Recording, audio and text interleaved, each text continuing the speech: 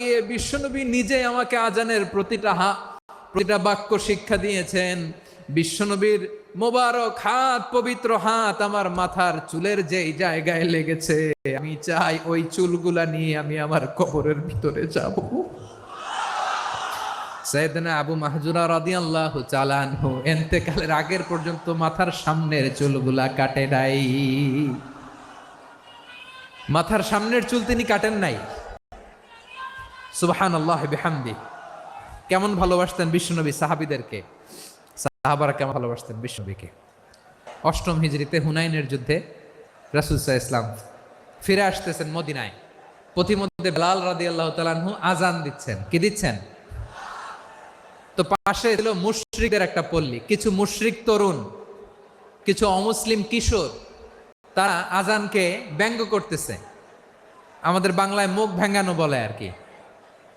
বেলাল রাদিয়াল্লাহু তাআলা আনহু আজান দিচ্ছেন, ওই বাচ্চাগুলো মুশরিক, তো ওরা আজানকে ব্যঙ্গ করতেছে, বিকৃতি করে ওরাও আজান দিচ্ছে। উদ্দেশ্য হচ্ছে আজানকে নিয়ে ঠাট্টা করা। উদ্দেশ্য কি? ঠাট্টা করা। ব্যাপারটা মনে কষ্ট পাওয়ার মতো ব্যাপার না? কিন্তু বিশ্বনবী ওইখানে দেখেন কি খুঁজলেন।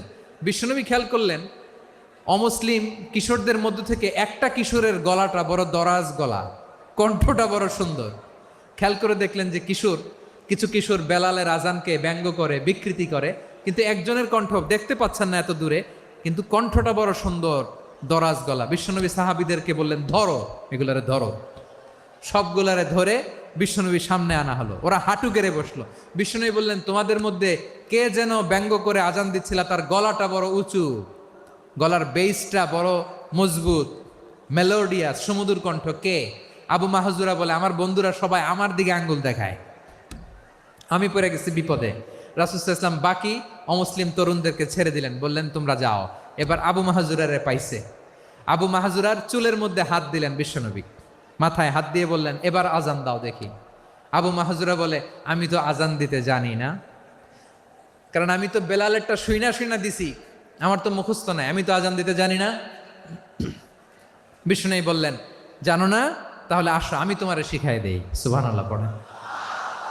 আবু মাহজুরা হাঁটু গেড়ে বসে, বিশ্বনবীর মোবারক হাত আবু মাহজুরার চুলের মধ্যে। বিশ্বনবী আজানের মুআল্লিম আবু মাহজুরাকে বলতেছে, ঠিক আছে তোমারে শিখাই দিচ্ছি, আমি যা যা বলবো আমার সাথে সাথে বলো, পারবা? আবু মাহজুরা বলে, পারবো। বিশ্বনবী আজান দিচ্ছেন, মাথায় হাত দিয়ে আল্লাহু আকবার, আল্লাহু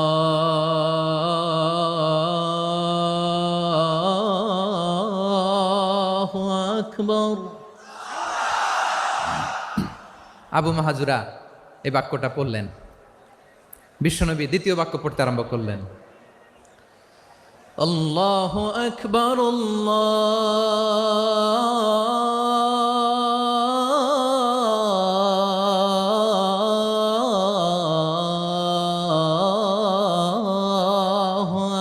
আকবার।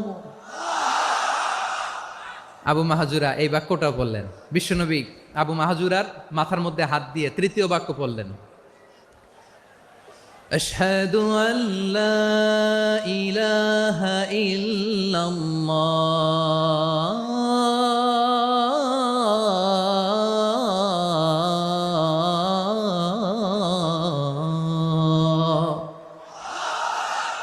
আবু মাহজুরা তৃতীয় বাক্য পড়লেন। বিশ্বনবী একটা বাক্য পরে আবু মাহজুরা পরে, বিশ্বনবী পরে আবু মাহজুরা পরে। আবু মাহজুরা কিন্তু অমুসলিম, মুশরিক।